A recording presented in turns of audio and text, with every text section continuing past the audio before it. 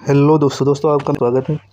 तो आज हम बात करेंगे बैंक निफ्टी के बारे में कि बैंक निफ्टी ने कैसे काम किया।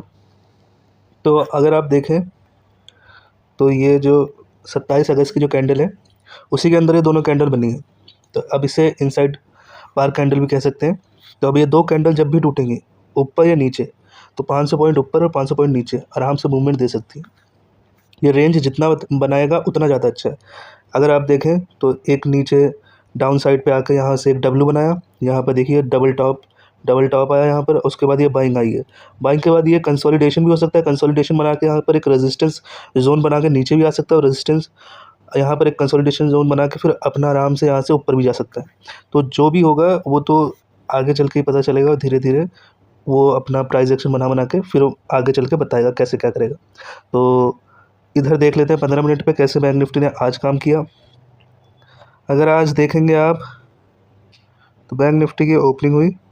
ओपनिंग होने के बाद वो अपने वहीं तक गया जहाँ रेजिस्टेंस था। मैंने ये लाइन मार्क कर रखी थी, अगर आप ध्यान से देखें तो वहाँ से रेजिस्टेंस लिया, हल्का सा पुल बैक लिया, पुल बैक लेते ही फिर ऊपर गया अपने रेजिस्टेंस जोन में। ये पूरा एक जोन रेजिस्टेंस जोन था 51,400 से लेकर 51,260 तक पूरा एक रेजिस्टेंस जोन था। इस जोन के अंदर आते ही यहाँ से एक नीचे आया, नीचे आने के बाद सपोर्ट बनाया, सपोर्ट बना के इसे तोड़ा 51,230 का। उसके बाद एक शार्प फॉल नीचे दिखा दिया। फिर यहाँ से सपोर्ट तो था ही, ये देख सकते हैं सपोर्ट था, सपोर्ट से एक बाइंग भी ली। तो बैंक निफ्टी ने ऐसे ही काम किया है आज। तो अगर कल के बारे में देखें तो कल कुछ नहीं, कल यहाँ से देखते हैं कि अपने रेजिस्टेंस पे ओपन होता है कि सपोर्ट पे। जहाँ भी ओपन होगा जिस तरफ तोड़ेगा उस तरफ हम लोग देख सकते हैं। अगर मार्केट कल 51,260 के आसपास ओपन हुआ तो हम थोड़ा वेट करेंगे यहाँ पर कंसोलिडेशन का। कंसोलिडेशन होते ही फिर 51,400 जब तोड़ेगा तो हम 51,615 तक जाएंगे और सेकंड टारगेट हमारा बहुत ही बड़ा हो सकता है 52,180 तक का। पर यहाँ पर 51,615 पे वहाँ पर उसको थोड़ी देर के लिए कंसोलिडेशन करना पड़ेगा। यहाँ पर कुछ देर तक टाइम बिताए, अपना टाइम बिता के फिर जब तोड़ेगा तो 52,180 तक जा सकता है आराम से। और नीचे के लिए जो ये बना हुआ है 50,947, जैसे ही ये कल यहाँ कहीं ओपन होता है, जैसे ही इससे तोड़ेगा सपोर्ट तोड़ते ही अगला सपोर्ट है 50,800 पे, 50,800 के बाद अगला सपोर्ट है 50,345 पर। तो कल कैसे बैंक निफ्टी काम करेगा तो मैंने बता दिया है, ऐसे ऐसे काम करेगा। तो अब देख लेते हैं निफ्टी 50। निफ्टी 50 ने आज बहुत ही अच्छा मूवमेंट दिखाया है। वन डे पे देखें तो वन डे पे एक बुलिशनेस दिखाया है, पूरा अच्छा खासा बाइंग जोन दिखा रखा है। 15 मिनट पे देख लेते हैं। 15 मिनट पे कुछ नहीं, पहले आज का मार्केट समझ लेते हैं। तो आज का मार्केट जब ओपन हुआ अपने लगभग कल का जहाँ क्लोज हुआ था वहीं ओपन हुआ। नीचे उसका सपोर्ट था, सपोर्ट बना के ऊपर गया, रेजिस्टेंस से हल्का सा पुल बैक लिया, पुल बैक लेते ही ऊपर अपना रेजिस्टेंस तोड़ दिया। रेजिस्टेंस तोड़ते ही यहाँ पर एक मार्केट ने 5 मिनट पर या 1 मिनट पर आप जाएंगे तो यहाँ पर कुछ उसने प्राइस एक्शन बनाया। प्राइस एक्शन बना के फिर मतलब वहाँ से शार्प फॉल दिखाते। शार्प फॉल बनाने के बाद यहाँ पर आया अपने सपोर्ट पर। तो अगर आप यहाँ देखें सपोर्ट पे इसने सपोर्ट लिया, उसके बाद यहाँ से सीधा ही ऊपर तक गया और आज अपने डे हाई पे अपना क्लोज कर गया है। तो कल के लिए बैंक निफ्टी ने कल कैसे काम करेगा इसको देखना है। तो हम इस सपोर्ट को पहली बात तो इसको हम यहाँ मार्क कर देते हैं। अब देखिए अगर कल मार्केट यहीं कहीं ओपन होता है पास में तो यहाँ पे थोड़ी देर कंसोलिडेशन करने देना। कंसोलिडेशन करते जब इसे तोड़ेगा तो अगला टारगेट होगा 25,300, उसके बाद होगा 25,400।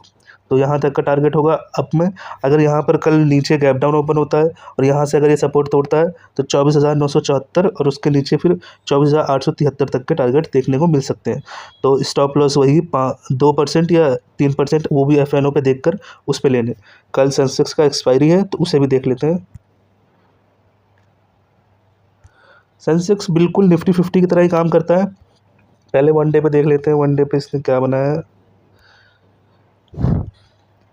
वन डे पे भी बिल्कुल निफ्टी 50 की तरह ही काम किया है, बुलनेस दिखाया है। यहाँ से बायर्स एक्टिव हैं।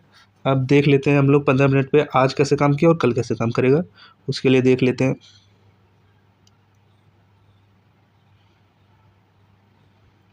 थोड़ा नेट का प्रॉब्लम हो रहा है, 15 मिनट पे देख लेते हैं।